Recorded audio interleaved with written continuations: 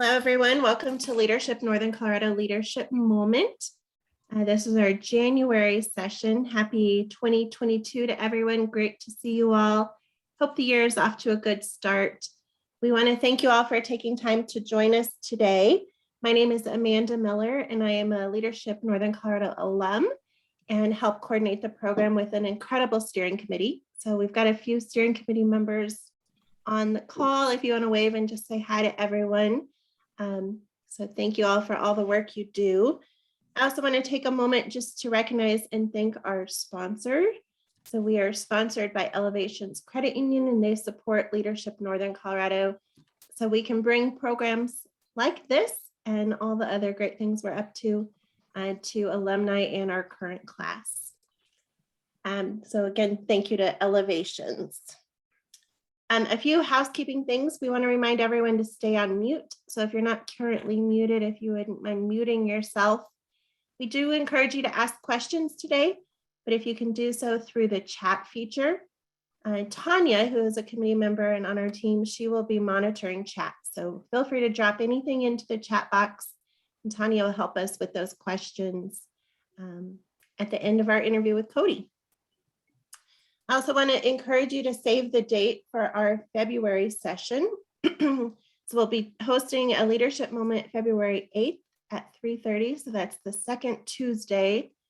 We will be announcing our speaker very soon. So please hold the date. Know that we will continue these programs the second Tuesday of the month at 3:30. And we really look forward to bringing you incredible people from around the region. We know this program is kind of your key to the behind the scenes of all the cool things going on in Northern Colorado. And that's our goal with our speakers, is to bring you people that are doing important work and running cool stuff that you maybe didn't get a chance to connect with when you were in the class, or that are new and doing amazing things that we want to make sure you know about. So I am excited today to host Kody Wilson. I am going to spotlight myself and Kody here. So Kody, thanks for being here today. I'm thrilled to get to conduct the interview here with you. I've told Kody, as we were chatting before the session today, that I am a follower and a super fan. And so I am so excited to have him here with us today and to introduce him to many of you. I'm seeing that someone has posted, Sarah has shared in chat, it's her favorite Facebook page. That's saying a lot. Kody has been forecasting for over 13 years.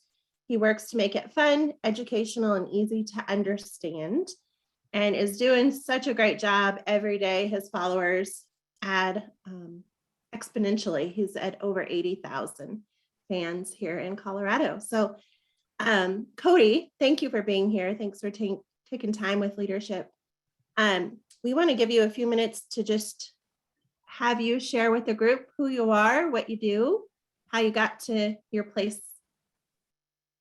I'm absolutely honored, Amanda. Thank you for reaching out to me. And for those of you that have been following and have been loyal, you are the reason I'm here, and you're the reason I do what I do. So I'm so grateful to all of you. But hello to the rest of you who have absolutely no idea who I am.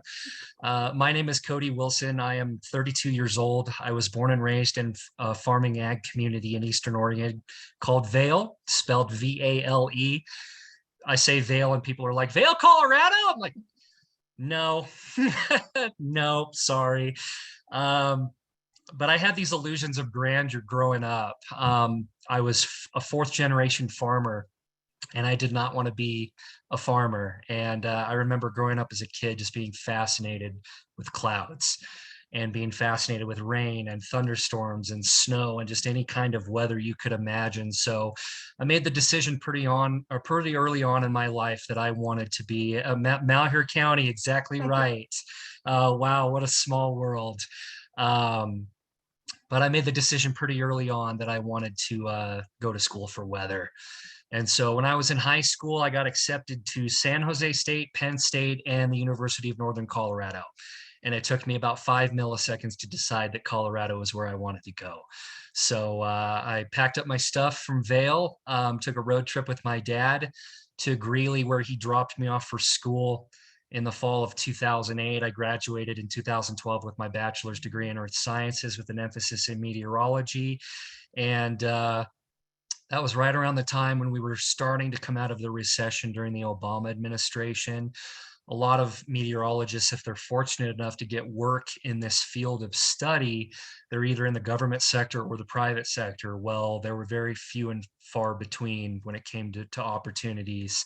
You know, you were looking at as many as 400 applications for one job opening. That's how scarce it was. So I embraced the victim mentality at the time, which was not very smart. I thought that coming out of school and spending all this money on a degree was going to guarantee me a job. You guys are well aware that that is not indeed the case. Life does not owe us anything. And that was a very hard lesson for me to learn. And my dad passed away right around the same time I graduated. So I was just an emotional firestorm and made a bunch of impulsive decisions, emotional decisions that took me down a really dark path for a little while. But after some divine intervention and surrounding myself with really, really good people, that's when I decided to embody the spirit of being an entrepreneur. And rather than waiting for an opportunity to cross my path, I decided, you know what, to hell with that. I'm going to create my own opportunity. So I utilized the social media platforms to get started. Believe it or not, Denver and Front Range Weather, not my first weather page. In December of 2016, I started my first weather page out in Boise, Idaho, called Treasure Valley Weather Headquarters during one of the worst winters they'd had in 40 years. And in the last, however long it's been since I started that page, 5 years, that has swelled to over 46,000 followers. And after Treasure Valley Weather Headquarters kind of got some traction, started going, I started acquiring business sponsors, started creating my own economy, which I never thought would be possible. But then I was encouraged by a good friend of mine and a business partner to start another page for Colorado. And I was like, no, I've already got one. I don't need to do another one. I'm already busy. It's no. And he pushed me for a while, and finally I gave in. And despite being skeptical and having my trepidations, I started one for Denver, and it did not get off to the fast start that the Treasure Valley page did. But when the bomb cyclone hit in March of 2019, that's when my page took on a life of its own and went viral. And here we are today, over 81,000 followers, and I've not spent a penny on traditional advertising for either page. Both of them have grown organically. And Incredible. I figured, if I'm going to start getting business sponsors and start making money from this thing, I better do it legally. So I created an LLC a couple of years ago. I registered those Facebook pages as trade names underneath my LLC, and it has been an absolute dream this last few years to wake up every single morning and do what I love. And to me, I can't distinguish the difference between labor and leisure, because to me, I'm doing both. And I'm blessed. I truly am blessed to come from where I was when I graduated to where I'm at now. It's just a fairy tale. Awesome. Congratulations, Kody. And Thank you. so many of us are so thankful for you. I mentioned to you in our conversation earlier, um, we're so thankful for your work, your forecasting, but also the tone, the humor you bring, but also the appropriateness in which you conduct your business. Colorado faced some really wild weather and unimaginable tragedy here a few weeks ago. Yeah. And I just want to recognize you. You were an incredible resource during the fire, and really thank you for your grace and how you handled all of that. It was an incredible feat. Thank you. Question for you. How does your Yes. work impact the future of our Northern Colorado region? That's a great question. So none of you are strangers to the fact that Colorado is growing at an alarming rate right now. In fact, if you look at the latest census data, Weld County alone grew by 30%. That's dumbfounding. And so what that translates to is there's more and more people every day living locally that have very little understanding of our local climatology and the extremes that are associated with that. I mean, you get somebody that moves here from New York or Illinois, and then they experience a windstorm or a wind-driven wildfire like we experienced in Boulder County, and they're like, what did I just get myself into? I didn't know Colorado's weather was this extreme. Well, with mainstream media and cable news being a slowly dying breed, what my page offers is the freedom and autonomy to educate people. I'm not limited on what I can and cannot say. I'm not regulated by protocol, obviously within reason. I don't want Facebook to ban me forever. That would be awful. But I have the freedom and the flexibility to be myself and to pull the curtain back on what our weather looks like and what goes into a weather forecast and why it's so difficult sometimes, and highlighting best case scenario and worst case scenario and what I think is going to happen, and making it fun and making it educational. I don't want it to be boring. People wouldn't be sticking around on my page if it was the same old boring information they can get from their weather apps or from the news station or from the newspaper or from the radio or wherever they get their information. So I think education definitely is going to be a big factor in how we shape the future here in Northern Colorado, and start breaking some of the apathy our society has developed for meteorologists. Because let's face it, in the eyes of many people, we're a joke. We're the laughing stock of professions, and to me, I take that personally. Well, I'll say, when you make me laugh, it's not at your forecasting, it's at all the other fun things you do with your page. So Thanks. you do a great job of mixing education and humor. Yeah, I love the tone. It's really The well done. the idea behind that, Amanda, is I want what you see on the page to be the same thing that you see in person. So what you see on my weather page is what you get in real life. I'm truly authentic and unapologetically myself, and that Yep, will never change. that works. Yeah, good. So Kody, what are some of your biggest success points or points of pride as you look at being a leader in our region? When I was in college, I started doing personal development, and I wasn't a partier. I wasn't a guy that liked to stay out late at night. I have a really high sense of self-preservation, so I tend to be very reserved when it comes to taking risks. So some people wonder why I decided to be an entrepreneur. Well, there's big differences in being a college kid versus being a business owner. And I mentioned graduating during the recession, and then my dad passing away around the same time. I had mentioned that I made a series of very emotional and impulsive decisions that led me down a really dark road. And to be completely honest with you, there was a time in the not so distant past where I was homeless, probably 6 or 7 years ago. And I was living illegally out of hotel rooms. I had a broke down Toyota that was on its last leg. And I really, really hit rock bottom, and I didn't know what I wanted to do. And I had this degree and the ink was still wet on it, and I was homeless. Like, really? Life had just kicked me down. And with my dad dying, and then curb stomped me with me, losing my job and losing my house. And it was hard. But that's when I also made the decision to take 100% responsibility for my life experience. And rather than be a victim, pull myself up by the bootstraps and take take the hand I've been dealt with, and see what we can do. And eventually I was able to dig myself out of that hole and go from being homeless to last year I made 6 figures for the very first time. And Incredible. I Congratulations. thank you. And I don't say that to impress people, but simply to impress upon people that I'm human. I breathe the same air that you guys do. I put my pants on one leg at a time, just like everybody else. The big difference between those who wish they could do it and me is I just made a decision. You know, potential is just a good way of saying you haven't done anything yet.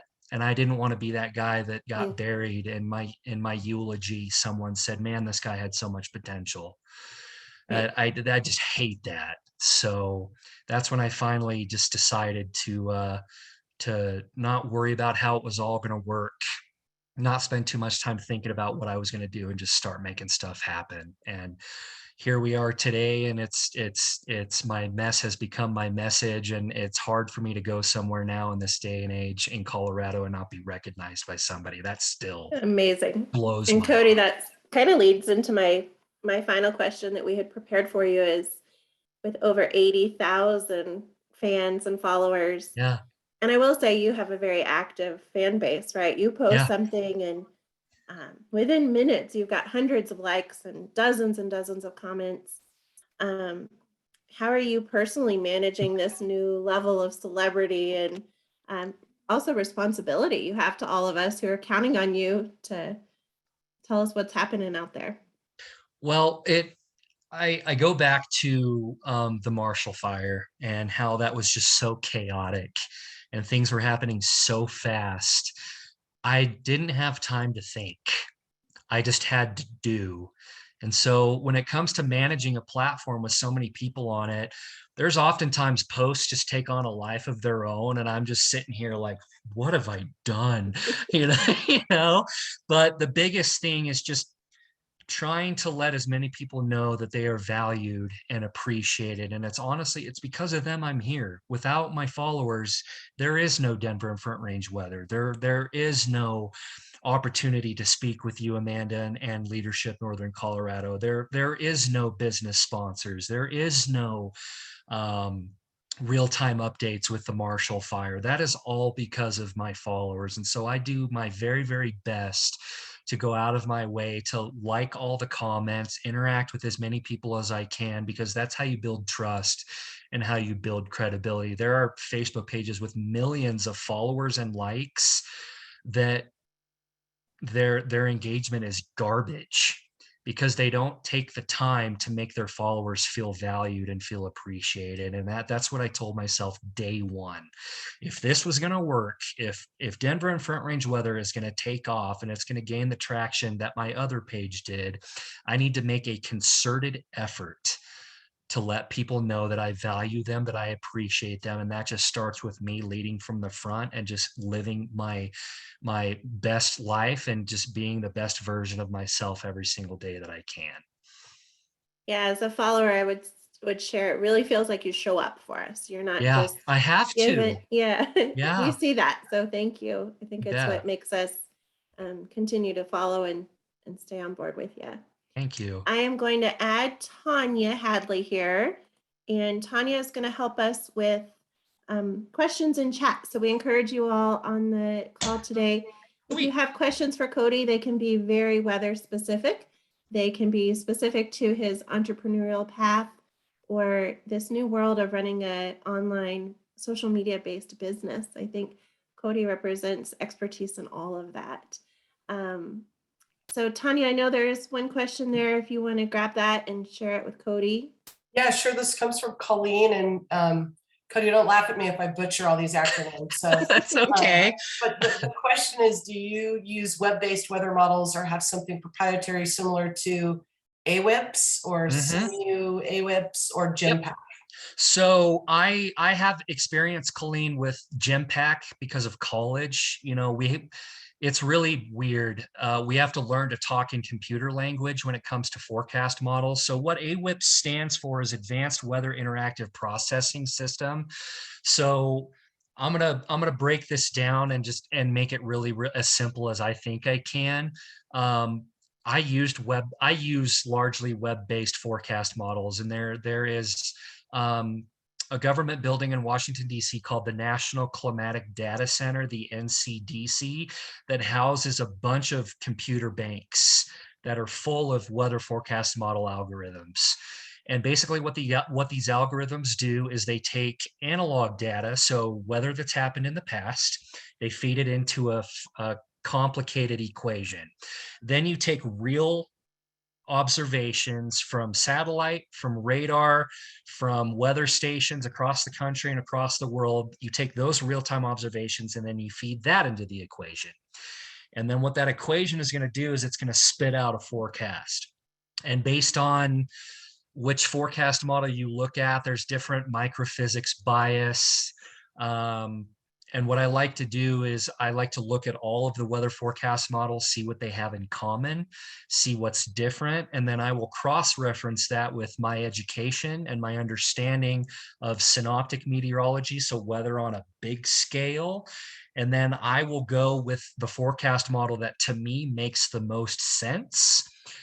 And if none of them make sense, then I throw them out and I make my own forecast based on gut, based on weather that's happened in the past. You know, you tend to look for correlations with weather in Colorado based on how certain weather patterns set up. And a lot of it's just going with my gut.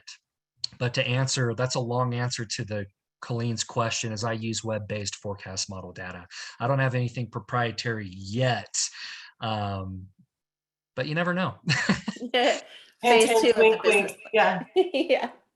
So that's awesome. Thank you, Kody. The next question comes from Elizabeth, and she's asking if you have a favorite book that's impacted you as a business leader. Oh, geez. Yeah. So Mark Batterson wrote a book called In a Pit with a Lion on a Snowy Day. For me, I'm a believer. I'm a Christian. I'm not going to force that on anybody. Anybody can believe however they choose. But for people that are anchored in faith, that is a remarkable book that completely changed my life. It's called In a Pit with a Lion on a Snowy Day by Mark Batterson. That's probably my favorite. That's excellent. Thank you. Thank you for sharing that. My pleasure. We kind of touched on this a little bit earlier before everyone jumped on, but can you speak to the utter uniqueness that we face as Coloradoans with the different topography and our climate, what it does, everything from pollution to tornadoes to everything? I mean, what is your take on that?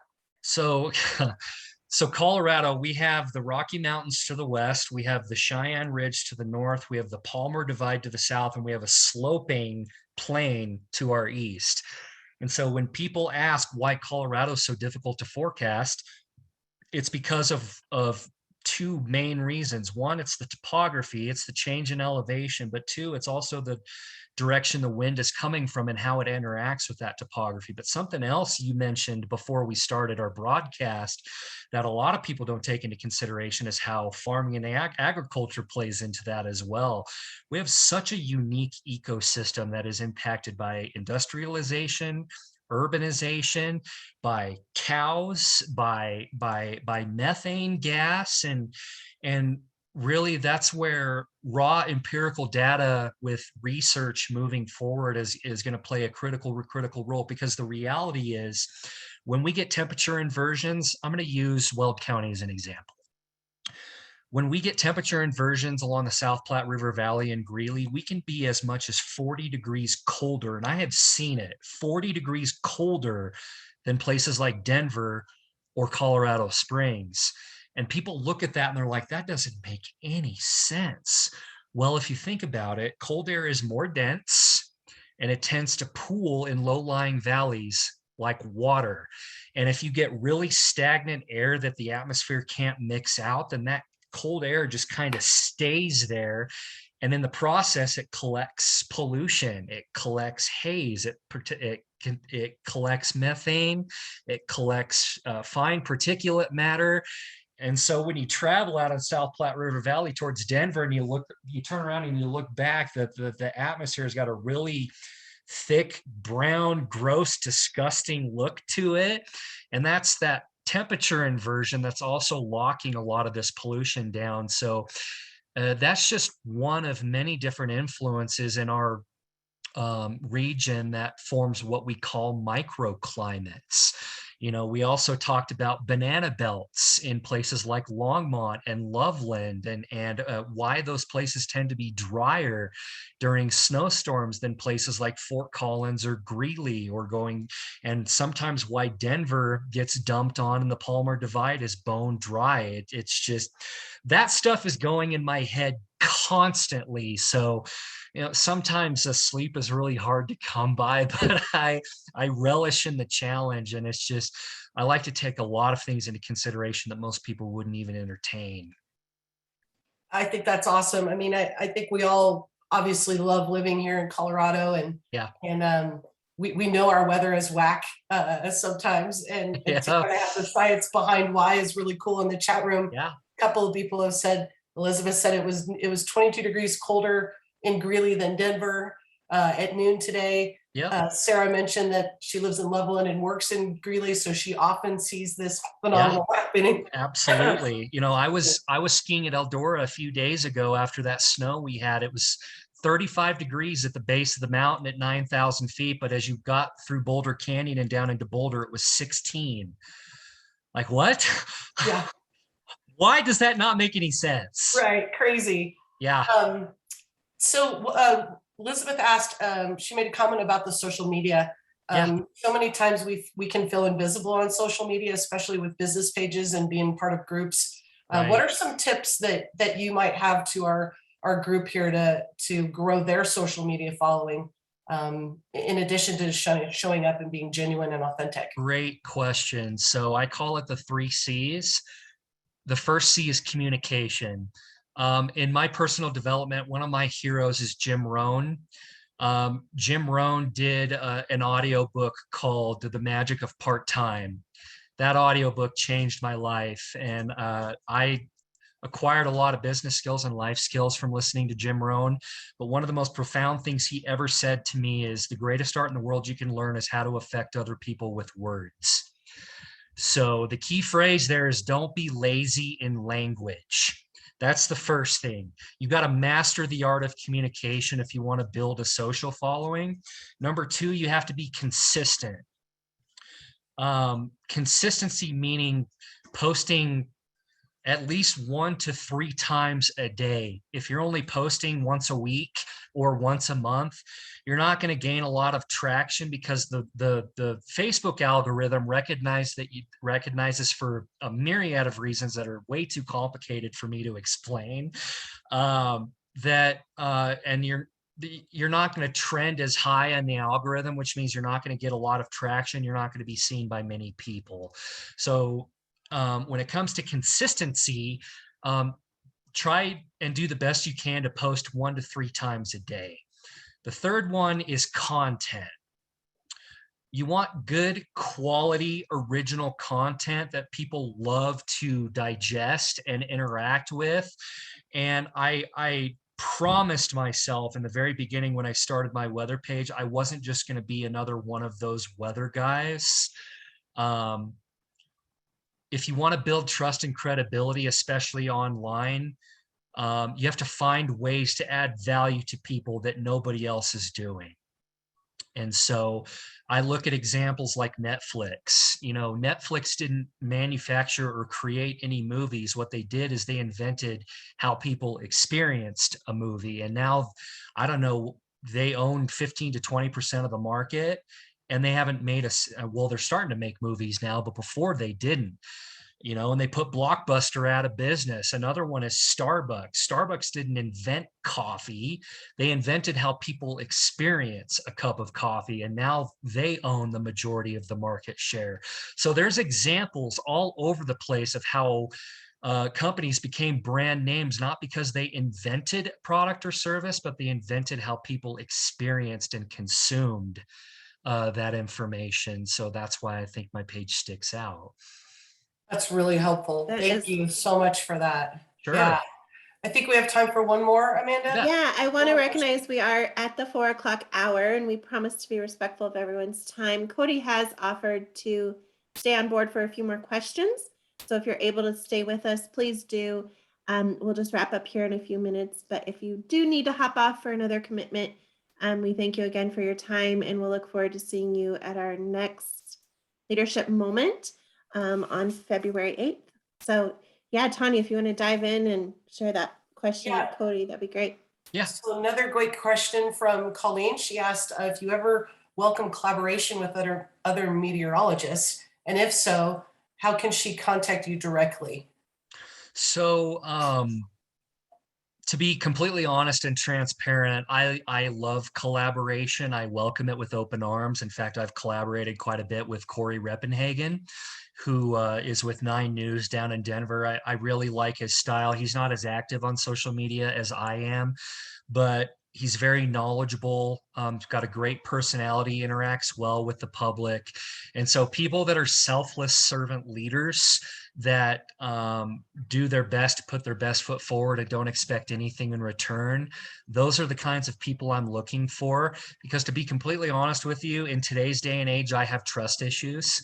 I've had a lot of people that have reached out to me wanting to work with me, but the reality is they just wanted to take advantage of my platform to build something else they had going on.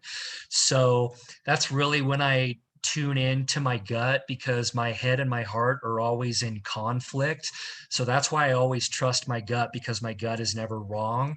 And so my gut has just always told me the last 4 to 4.5 years that it's okay being a one-man show right now, but the right people will come along eventually.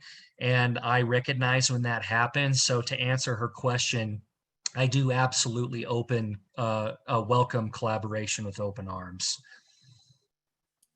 Great. Thank you for that, Kody. That's much appreciated. Nothing more in the chat room for now. So yeah, again, Kody, thank you for connecting. Thank you for saying yes when I reached out on your You Facebook betcha. page. My Actually, pleasure. that was how we were able to connect. We so appreciate your time and all that you do. I mean, your constant updates are super helpful. Know that people out there rely on your message and are grateful for you. We look forward to hopefully collaborating with you in the future. Of course. And we'll stay in touch. You might run into Kody in Greeley. Kody is a Greeley resident, so you might see him out and about. Say hello if you do. And again, I think we're close to wrapping up. Kody, thank you. It's been my Tanya, pleasure. Thank you for so your much. help. Thank you. Wonderful. Thanks, everyone.